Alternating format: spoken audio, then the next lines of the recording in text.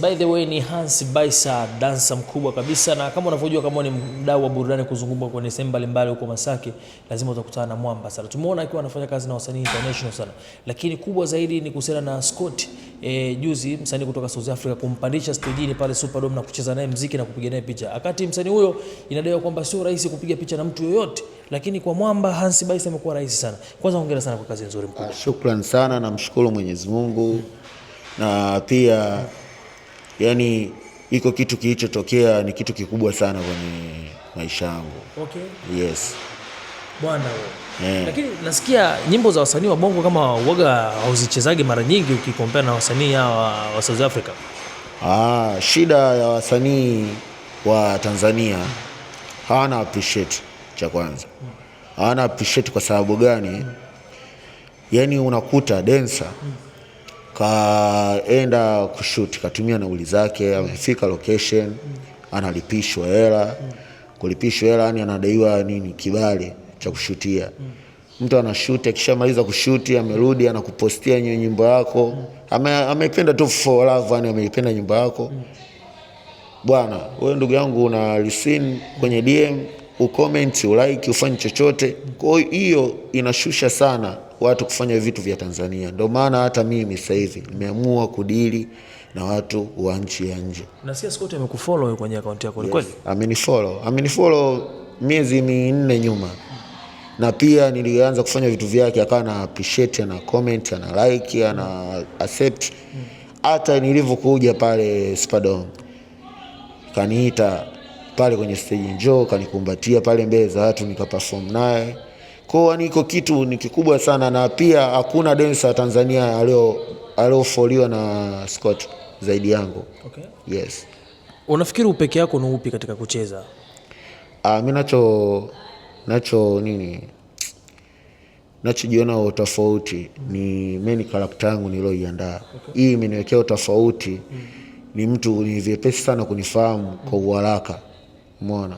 Situmii nguvu, situmii nini, nacheza vitu vizuri, na pia idea nilokuwepo nayo imenibeba sana. Hakuna msanii yoyote ambaye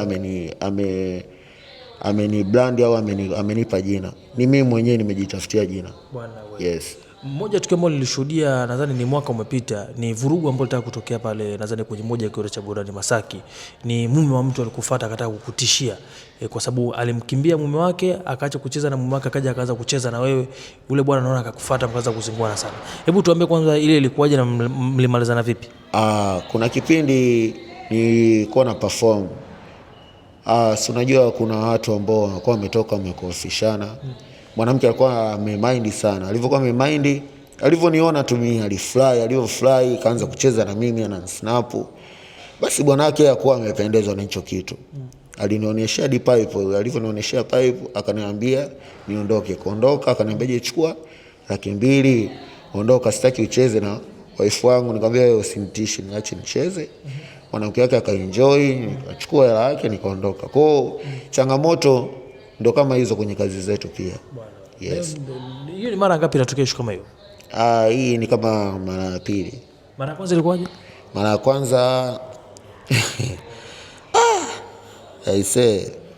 mara ya kwanza ilikuwa ndo naingia, kaja huyo mdada kuja kunisalimia tu. Mwanaume wake alifikiria vitu vingine. Umeona? Unajua kwenye hizi kazi zetu tunakutana na changamoto nyingi sana. Umeona?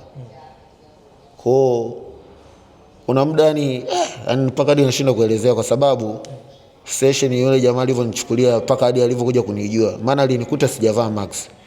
Ile dada amenisalimia, alikuwa ananijua mimi nikiwa sijavaa max. Kwa jamaa nilivyomwambia bwana mimi ni yule anayevaga max, jamaa aliniomba msamaha. Na jamaa alivyokuwa amenichukulia ni tofauti. Alikuchukua ni yule na magani? Alichukulia, alijua labda mimi na mahusiano na mtu wake. Kwa yani changamoto ndio kama hizo. Sisi tunafahamika na watu wengi. Kuna watu wengine hawatufahamu. Kwa zee anavyokuja kunichukulia, anachukulia tofauti.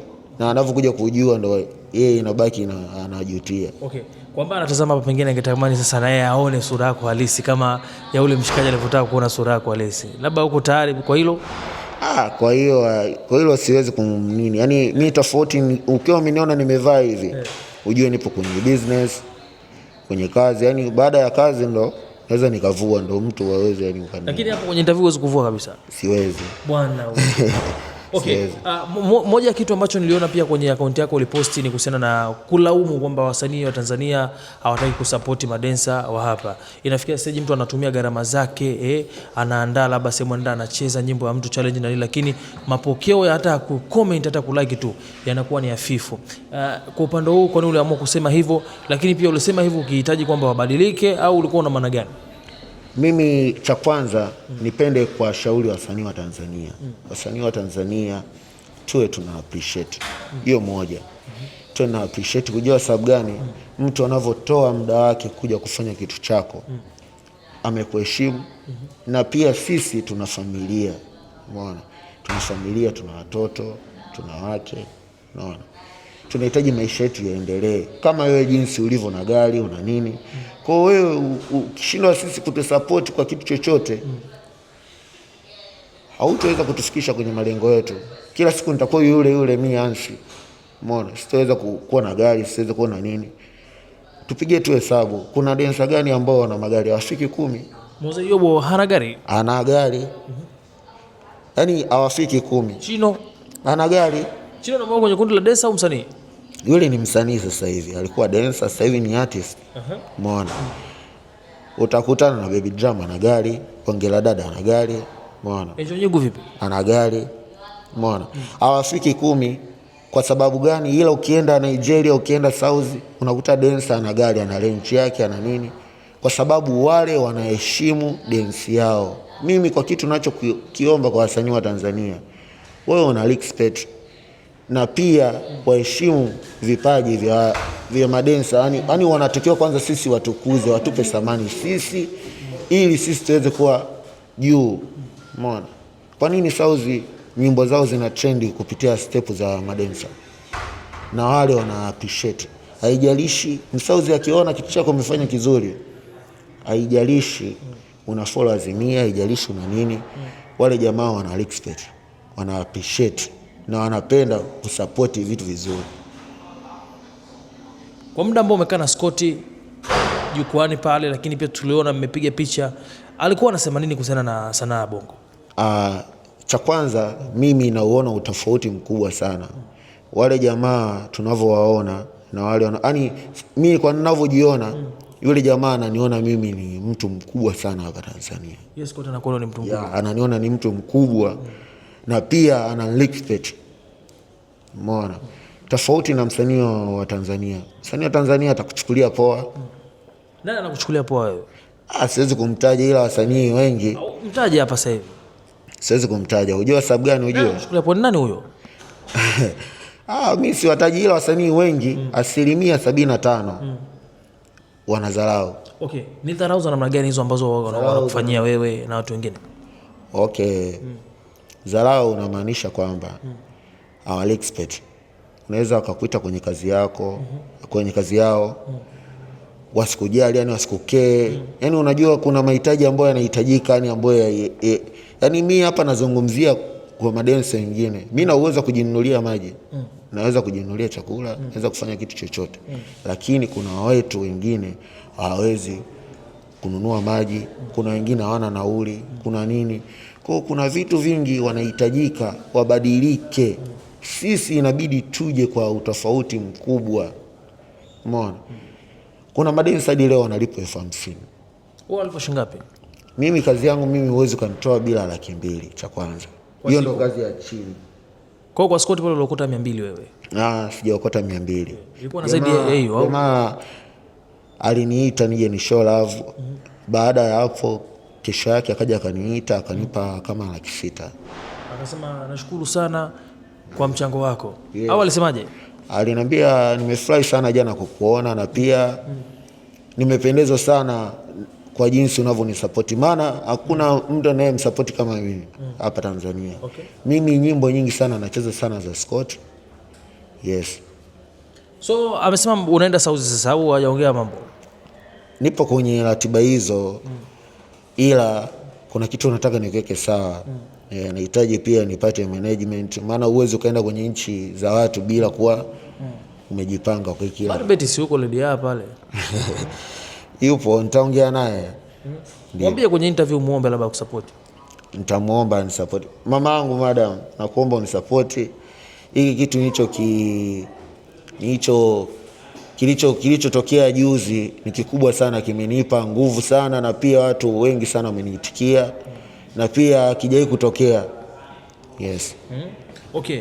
Bado tuko kwenye swala la wasanii wa Tanzania kwamba sio watu wa kusapoti, hawataki kusapoti kazi zako wewe au za watu wengine. So mimi tu. Unaweza kukuta msanii umetoa nyimbo ndio. Si naelewa. Mimi nimeipenda au mtu mwingine kaipenda. Haya malalamiko nayapata kwa watu wengi sana. Hata kama ukipitia kwenye lile tangazo kuna maneno niliandika ya juzi. Watu wengi walilalamika, madensa wengi walilalamika. Walitoa machungu yao. Kwa kitu mimi sasa hivi ninachokuja kukiona, mimi naona bora tufanye kazi tu. Msanii akihitaji nicheze nyimbo yake, anilipe, nicheze. Umeona? Okay. Maana kusupport tunawasupport lakini wao hawaoni support yetu kwao. Okay. Umeona? Mimi nakusupport, nacheza nyimbo yako. Comment, ukilike, ukicomment au ukishare, ukilipost, unakatika mkono. Labda nikuulize swali moja. Yes. Diamond juzi ametoa nyimbo hii mpya ambayo anafanya vizuri. Ya I'm so happy. Mevaa nywele ni mawigi makubwa, kofia ya blue, katrend sana. Wewe kwa nini labda ukubless hata kusupport tu, kwa sababu issue ni jamaa ndoto zake ni ngoma zipenye kimataifa. Labda tuashumu ungecheza ile ngoma pale ukaposti kwenye Instagram yako kwamba Diamond asingetea comment yote. Ulifanya hivyo? Kiukweli nyimbo ya Diamond mimi nacheza.